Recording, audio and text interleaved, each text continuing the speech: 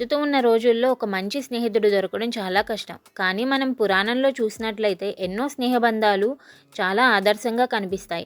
అందులో శ్రీకృష్ణుడు కుచేలుల స్నేహబంధం చాలా చెప్పుకోదగ్గనది మరియు చాలా అపురూపమైనది. దక్షిణ భారతదేశంలో కుచేలుడిగా తెలిసిన ఈయన అసలు పేరు సుధామ. ఈయన శ్రీకృష్ణుడికి చాలా మంచి బాల్య స్నేహితుడు.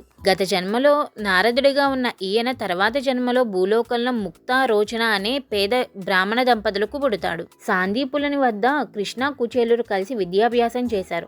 ఆ సమయంలో వారిద్దరి మధ్య మంచి స్నేహబంధం ఏర్పడింది. విద్యాభ్యాసం తర్వాత వారిద్దరూ విడిపోతారు.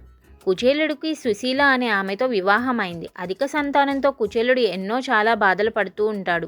పిల్లలకు కనీసం కడుపు నిండా భోజనం కూడా పెట్టలేకపోతున్నాడు. సమయంలో కుచేలుడి భార్య శ్రీకృష్ణ వద్దకు వెళ్ళి తమ పరిస్థితిని వివరిస్తే తను కనికరిస్తాడేమో అని చెబుతుంది. కానీ కుచేలుడు చాలా సందేహంలో పడతాడు. కృష్ణుడికి కనీసం ఏమైనా తీసుకువెళ్ళడానికి కూడా తన దగ్గర ఏమీ ఉండవు. అలాంటి సమయంలో కుచేలుడి భార్య కొన్ని అటుకులను మూటగా కట్టి కుచేలుడికి ఇస్తుంది, శ్రీకృష్ణ వారికి ఇవ్వమని. కుచేలుడు ఆ అటుకుల మూటను తీసుకుని శ్రీకృష్ణుని వారికి వద్దకు వెళ్తాడు. కుచేలుడిని చూడగానే శ్రీకృష్ణుడు చాలా సంతోషపడి సాదరంగా ఆహ్వానించి పాన్పుపై కూర్చి సపర్యలు చేస్తారు.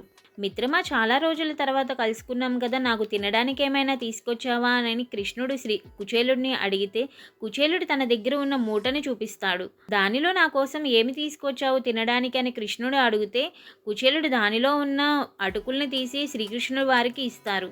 కుచేలుడు భార్య తన పరిస్థితిని వివరించి శ్రీకృష్ణుడి వారికి చెప్పమని కుచేలుని భార్య పంపిస్తే కానీ కుచేలుడికి ఆ విషయాలు ఏమీ జ్ఞాపకం రాకుండా శ్రీకృష్ణుని వారు మాయ చేస్తారు. కుచేలుడు తన బాల్యంలో జరిగిన విషయాల గురించి మాట్లాడుకుంటూ ఉంటారు. కొంత సమయం తర్వాత కృష్ణుడు అతిథి మర్యాదల తర్వాత కుచేలుడిని సాదరంగా ఇంటికి పంపిస్తాడు.